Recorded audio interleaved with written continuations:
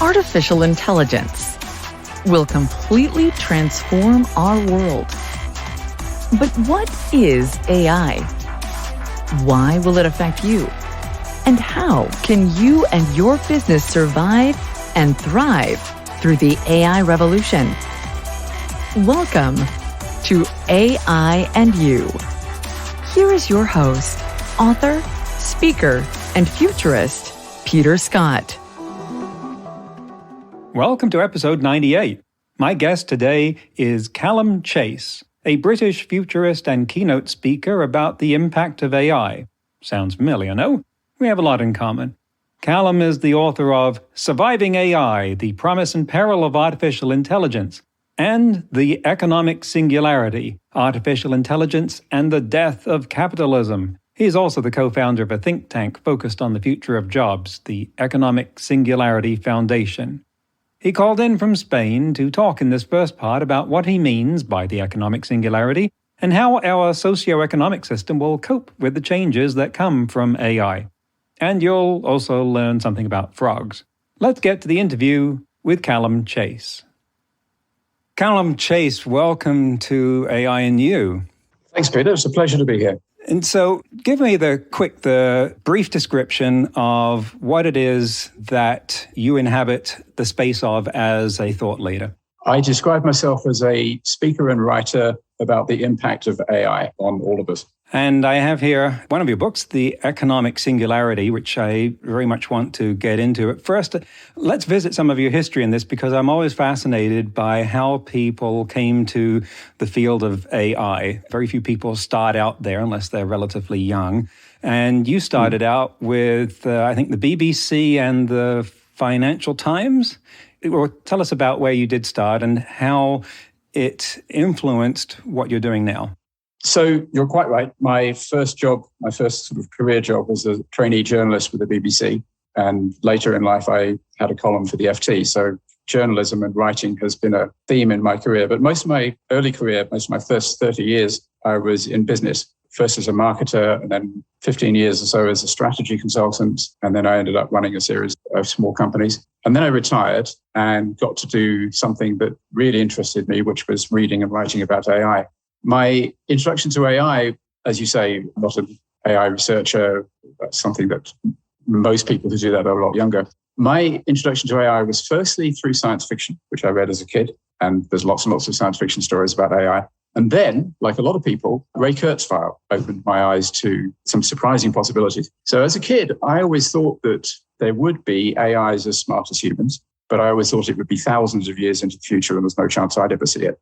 Ray Kurzweil opened my eyes to the power of exponential change and the exponential growth that our technology is on, and the remarkable possibility that we might get superintelligence, say, in this century. I mean, he thinks that it will happen in 2029. He's been saying that for a very long time. I think that's probably over-optimistic, but he's a smart guy. So when I came across this idea, which was in 1999, I read his book, The Singularity is Near. I read his book, Are We Spiritual Machines? That's the one I read.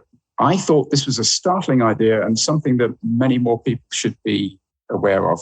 So I wrote a novel about it because I thought it'd be a good idea to have a movie on the subject. And I thought, I can't make a movie, but I could write a novel which could become a movie. It didn't. I discovered I'm a better non-fiction writer than a fiction writer. So I turned the novel into a non-fiction book.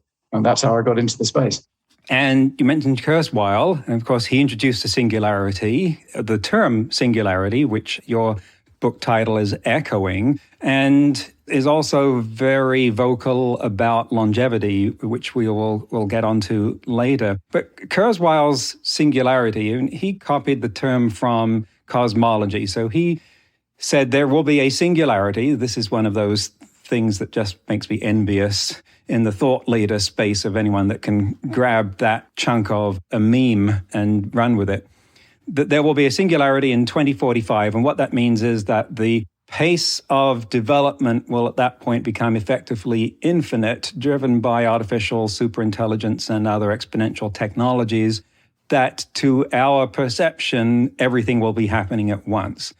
Now, the term singularity in cosmology refers to the thing at the center of a black hole, which is where the laws of physics break down. You're dividing by zero. So it has a very sharply defined boundary, infinitely sharp. And so to refer to either Kurzweil's singularity or your singularity invites this idea that it is similarly sharply defined.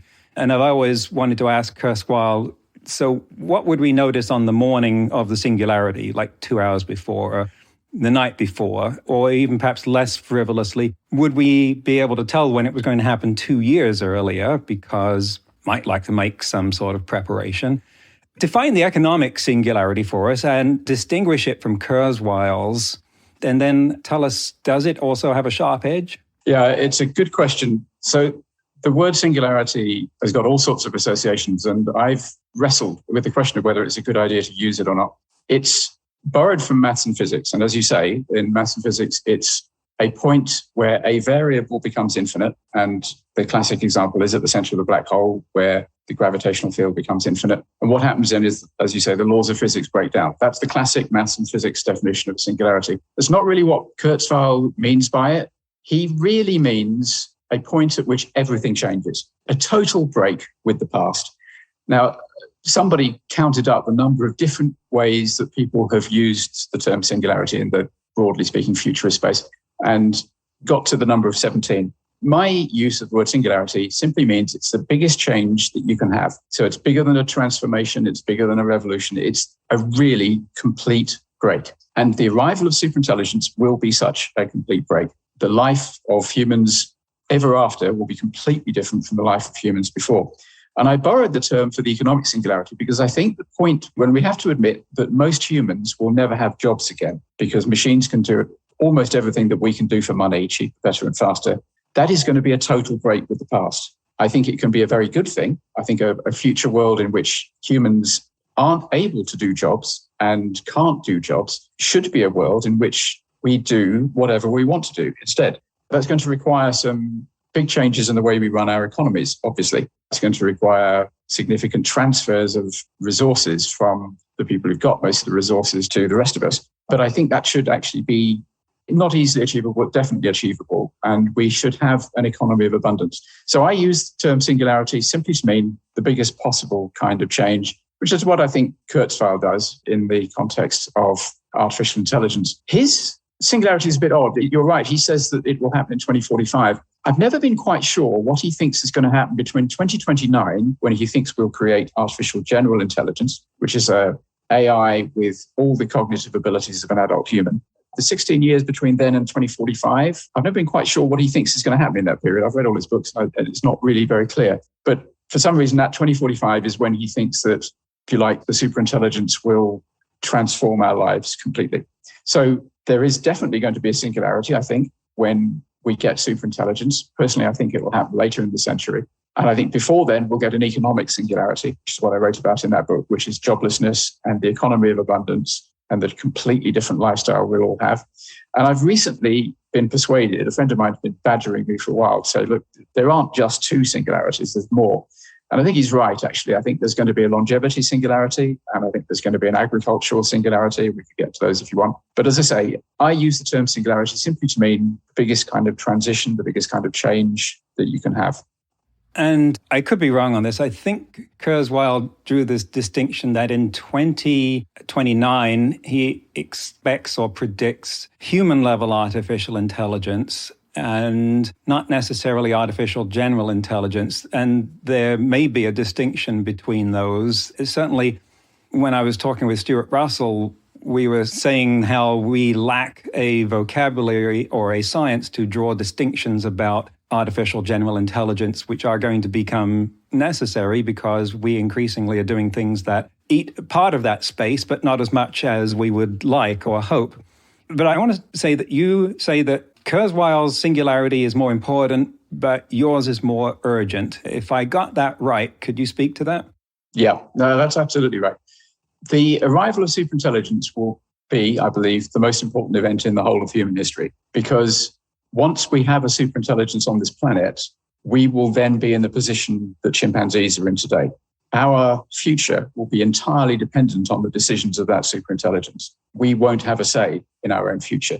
And Personally, I think our only safe future at that point is to merge with the superintelligence, whether that be by uploading our minds or some other sort of brain-computer interface, which is, I think, is broadly speaking what Kurzweil thinks will happen as well. So it's that you can't really get more existential than that. The downside of the creation of superintelligence, and a lot of people poo-poo this, but I think it's very real. If you have a superintelligence, might not even be a conscious one, might not be a malicious one, but if its interests are not aligned, if its goals are not aligned with our interests, it could easily be an existential threat to us. So I think the arrival of superintelligence is the most important singularity. The economic singularity, I believe, will happen sooner. If it doesn't happen sooner, then it won't happen at all because it will get wrapped up in the technological singularity. And therefore, because it is coming sooner, it's more urgent. We've got to deal with it sooner. And I think that if we get the economic singularity wrong, if we don't get the economy of abundance, which enables us all to live a life doing whatever we want to after joblessness arrives, then we will probably get massive social breakdown. And it may not be an existential threat, but it would certainly, well, very likely wreck developed societies. So it's urgent. It's very, very serious. It may not be existential in the way that the technological singularity is. I want to dig into this because this is, as you say, urgent, and massive social breakdown seems to be something we're increasingly flirting with these days, starting from the effect of disinformation campaigns on national votes, and now obviously with the war in Ukraine. And I'll just go straight to the issue that I think is most central in this. Artificial intelligence and other exponential technologies create dividends that anyone predicting their effect decades before would say this will result in a cornucopia and everyone will live happily ever after. But what we find when we get there is that that's only true for the people who invent and hold those technologies, and they don't trickle down to the other people. There seems to be this, that capital attracts more capital.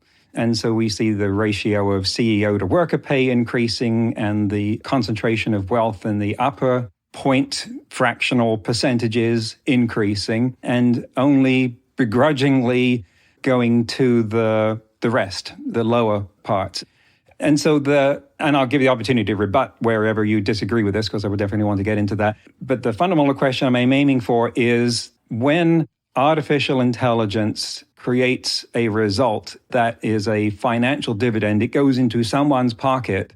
And in order for that to be shared among a lot of other people, you have to take it out of their pocket, which would involve some kind of different paradigm, it seems, from the capitalist one that we have now.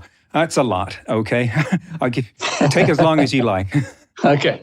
Well, yeah, you're right. I do disagree with that. If you look at the lives of people today, even poor people in the developed world, they are better lives than the lives of kings and queens 300 or 400 years ago. Kings and queens 300 or 400 years ago died younger, died less healthy, ate less well, were massively less well informed, massively less comfortable, couldn't travel as much. You know, on every metric, a poor person's life today in the developed world is better than a monarch 500 years ago.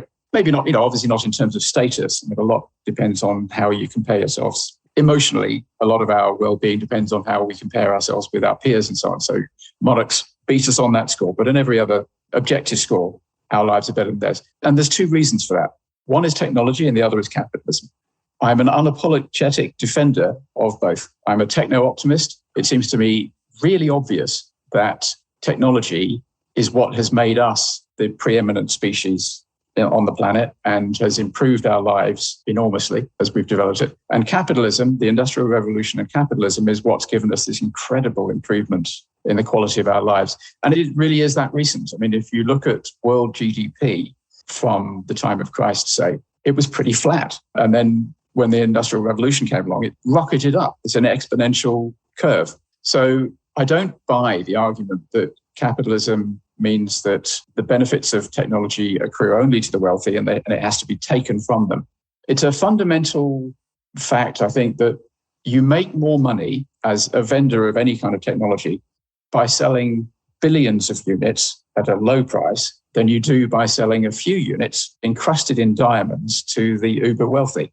And it doesn't take long. I don't really like the word trickle down because it has Reaganite, Thatcherite connotations, which makes me uncomfortable. And economic, I think, is pretty much rebutted. But it isn't true that technology stays in the hand of the wealthy. If you go around the world to the less developed world as well as the developed world, anybody who's in the middle class, and that's most people these days all around the world, has a smartphone. You'll see people glued to their smartphones in train stations in Nairobi just as much as in London and New York and Vancouver. And as a friend of mine says, we talk about the digital divide. Well, there isn't a fridge divide. In America, for instance, there isn't an air conditioning divide. Most people have got air conditioning. I was listening to a podcast this morning saying that the only people in America who don't have air conditioning is prisoners, which is a terrible state of affairs. But technology does permeate the whole of society, and the benefits of AI will permeate the whole of society. Capitalism has flaws, for sure. It needs reform. It needs constant reform. Businessmen and women are always trying to cheat. They're always trying to form monopolies and cartels. That's in the nature of things, and regulators have to stop that happening. But it is an amazingly powerful way to allocate resources and to encourage innovation. Well, then perhaps I'll change the tone of the conversation from alternative to capitalism to improvement to capitalism. What do you think about the Gini coefficient of the difference, the ratio between the most well-off and the least well-off in some region? There's evidence that that inversely correlates with the happiness of people because the less well-off ones, relatively speaking, are always comparing themselves to the most well-off ones. And if you're living in a tent and see someone's super yacht go by on the river, then you feel that more acutely than a smaller difference in a society that's done more to elevate people out of homelessness, for instance. Should we evaluate our success in the dissemination of the benefits of technology by the relative difference between individuals in a society? Yes, I think a hallmark of a civilized society is how well it treats the least well-off people in its community. And one of the things that needs to be done to capitalism, because it doesn't do this on its own, is to create a safety net for the people who are unfortunate enough to fail to prosper. There will always be those people. The Gini coefficient is a rough and ready measure of inequality. Some people don't like it. It seems to be a pretty sensible measure. And in Europe, where I'm based, it hasn't really changed in the last 30 or so years. Wobbled around a bit, but hasn't really changed. In America, it's got a bit worse. And I understand that really most of the driver of that is the uber wealthy, the CEOs and the founders of businesses. Now, I don't really think, and this is probably an unpopular view, that people feel better or worse off because they compare themselves to Bill Gates. I certainly don't. I compare myself to people that I grew up with and people from a similar background to me. And I try not to do that very much. I'm reasonably good at not doing that too much, so I don't worry about it too much. But I think people do worry about keeping up with the Joneses rather than with the Gateses. And so it doesn't bother me, really, that Elon Musk is worth whatever he's worth now, 200 billion, I can't remember. He's kind of on a different planet for me, and I don't really mind that he's got that sort of level of wealth. He lives a lifestyle that I couldn't possibly aspire to. It's not really in my range. Where the Gini coefficient is bad, it tends to be in developing societies. And China, which is currently trying to solve its massive inequality, it's really sharp inequality, making a serious attempt to restrain that. India's got really bad, really extreme inequality. Brazil's got really extreme inequality. That's where it tends to be. And it seems to be a pattern that countries go through. As they develop, as they industrialize, inequality gets worse, pollution gets worse. And then increasingly, you get a middle class developing and the real extremes of inequality start to improve and pollution starts to be cleared up. So it seems to be something that there's a development path that countries go on. So I take the often unpopular view and a minority view that capitalism is a good thing. Inequality isn't as bad as we think it is. One scale in which inequality is certainly not as bad as it was is globally. 20, 30 years ago, it was the case that most of the world was very, very poor, and a smallish part of it, in Europe and America mostly, was relatively very rich. And a huge middle class has developed, obviously in China, obviously in India, less obviously, but also true in Africa and in South America. So the world is globally much more equal than it was 25, 30 years ago because countries are developing. Come the economic singularity, what will the flow of capital from technology dividends be doing? What are the risks and benefits of what will happen at that time?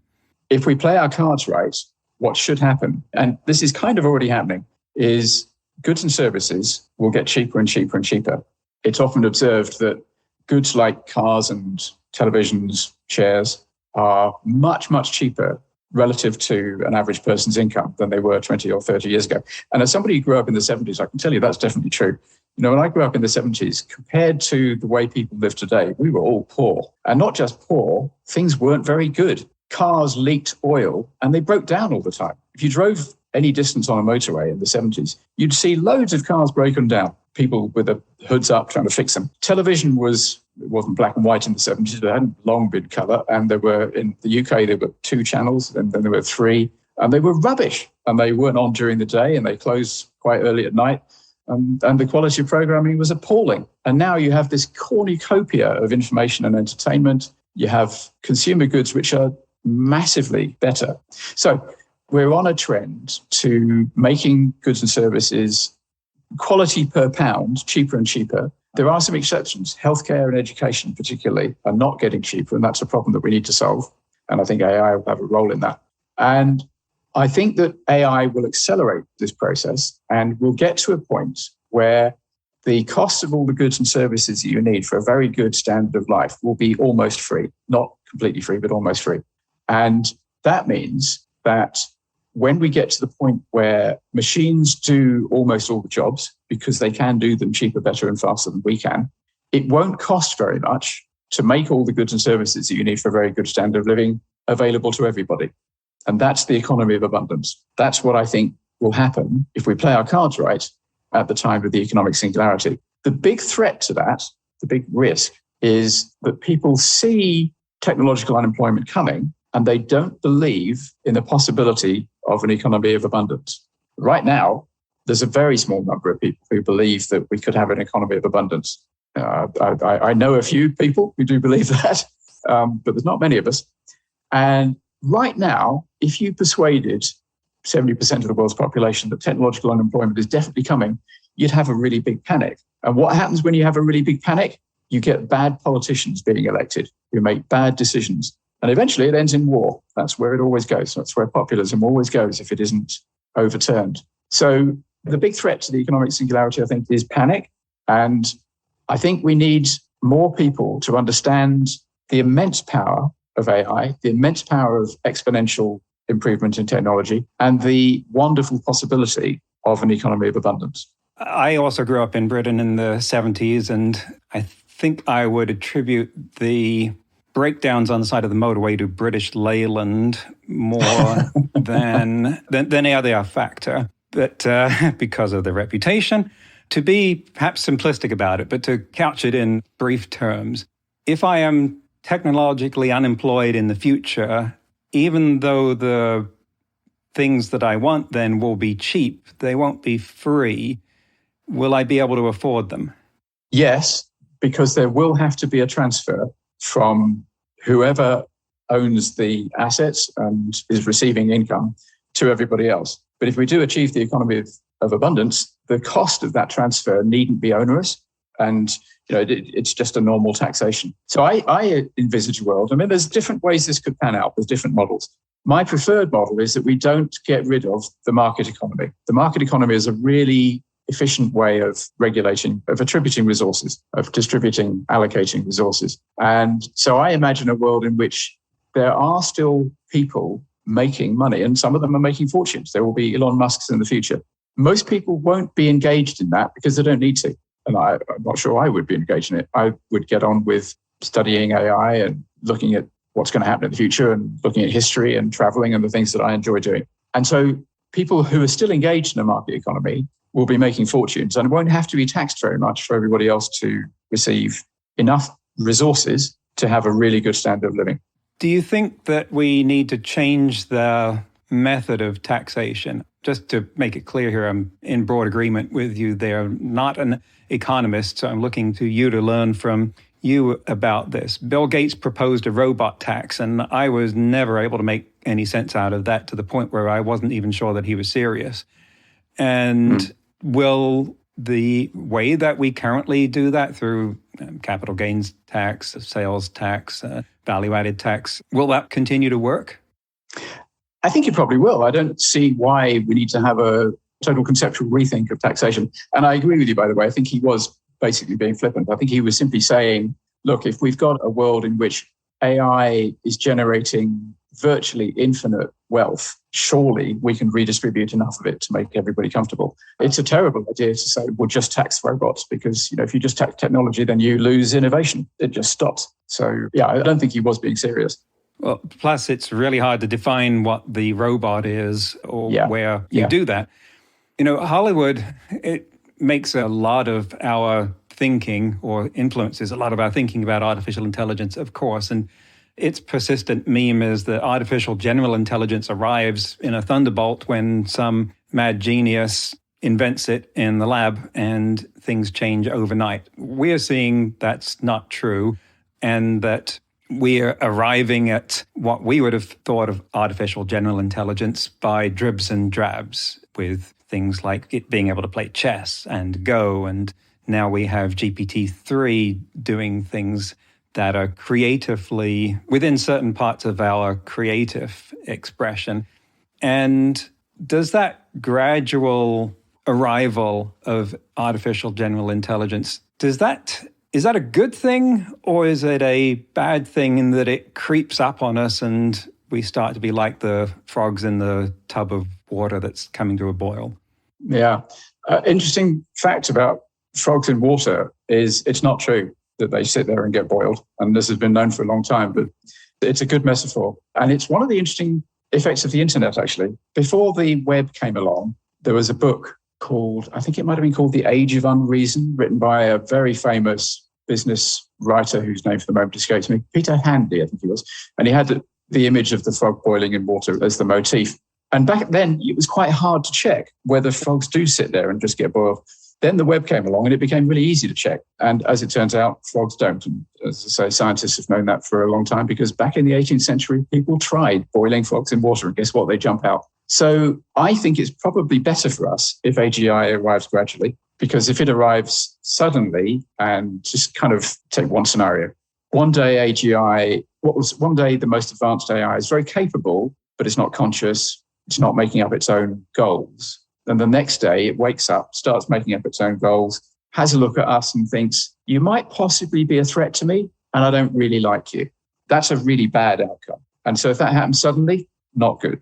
If you can see signs of it happening over a few months, you could take steps to stop it, maybe, although that wouldn't be easy, but you possibly could. So it might well be that it arrives gradually. But, we really have no idea what AGI will be like. Its mentality may be totally different from ours. Its way of thinking, if and when it gets to the point where what it does, its calculations can be described as thinking, may be completely different to ours, maybe alien to ours. How it arrives, what it's like when it arrives, is still totally unknown to us. But I do think we should be thinking about it so that we can try to make sure the outcome is a good one.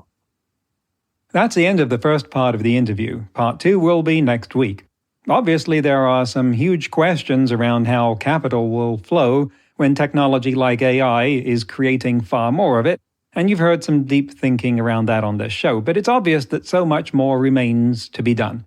I've got a letter from listener Paul, who writes, quote, I imagine people in the future may have humanoid robots as companions or servants, and we will be able to order them with human behavior characteristics dialed to any level we wish. You've no doubt heard of some robots or chatbots going bad. I seem to recall an example of one robot that was asked particular questions, causing it to go towards a psychopathic or sociopathic trend. Will robots of the future need to be calibrated from time to time to make sure that desired behaviors are still within the range they were originally programmed at? And will these calibrations need to be audited by governing bodies? End quote. Great questions, Paul. The chatbot I think you're referring to is Tay from Microsoft, who deployed it around 2016. I believe it stood for Thinking About You. What it was thinking about you is a matter of some interest.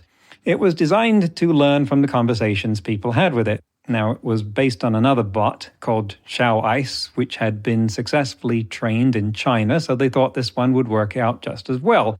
So they put it on Twitter. Well, let's just say that things did not go well. Twitter in the USA is a very different beast from whatever they used in China.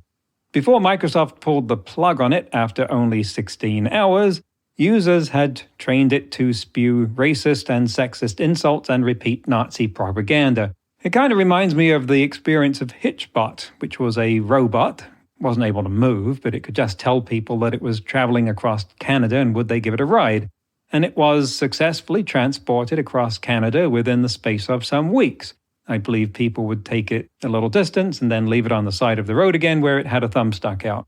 Well, then the makers decided to try it in the US.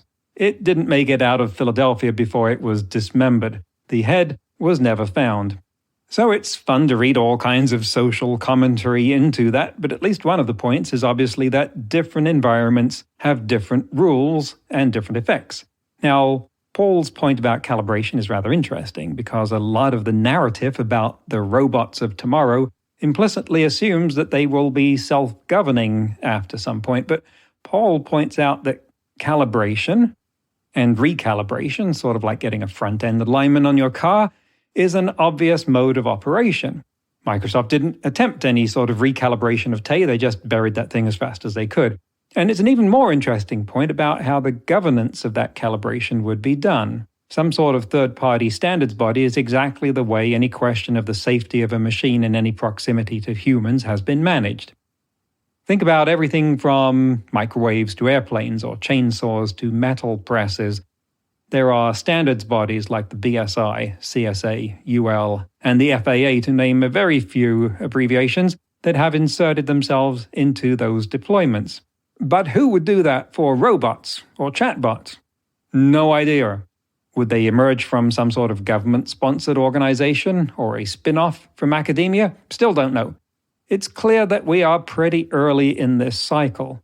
If you look at an environment that has been going a bit longer than interactive AI, namely social media, it's clear that there are dynamics like disinformation that warrant some sort of regulation, and yet the industry is still entirely self-governing and there's no hint of a body that would certify, say, some part of the metaverse as meeting standards for the truthfulness or harmlessness of the information you'd encounter there. So, Paul, great idea. And since no one seems to have done it yet, maybe you could start the ball rolling and let us know how it goes. In today's news, ripped from the headlines about AI, wow, this one's got some big numbers. Kind of our benchmark for comparing computers to the human brain is the number of synapses, or connections between the either 86 billion or 100 billion neurons in the human brain, depending on who you listen to. Each of those averages 1,000 connections, which means you're talking about 100 trillion, in round numbers, parameters that are equivalent, or so we think, to the weights in an artificial neural network that go into computing the activation function on each node, or the number of parameters in a transformer like GPT-3, which has 175 billion, which makes it about 1/500th of a brain. And the biggest transformers since then are around 1 trillion parameters. Well, now the UK company Graphcore, which designs AI chips, announced plans for a, get this, 500 trillion parameter computer, which they intend to mass produce for $120 million each, which is cheap compared to the cost of today's supercomputers. But that would put it at 5 times one measurement of the human brain. Does that mean it's going to pass the Turing test and start running for office? No. Remember Stuart Russell saying on this show in episode 86 that we're currently software-bound on artificial general intelligence anyway. So what we need is that software. Graphcore calls it the good computer, after Irving Good, Turing's assistant, who made some significant statements about our future with evolving AI, including one about the possibility of an intelligence explosion. The company says it'll be ready in 2024. Can't wait to see what happens with that. Next week, we'll conclude the interview with Calum Chace, when we'll talk about AI in the metaverse and how that virtual reality might evolve to become more useful and impactful. That's next week on AI and You. Until then, remember, no matter how much computers learn how to do, it's how we come together as humans that matters. That's all for this episode of AI and You. Please leave a rating and comment and share with your friends. Get the book Crisis of Control and see more videos and articles at AIandYou.net. That's AIANDYOU.net, where you can also send us your questions. Thank you for listening.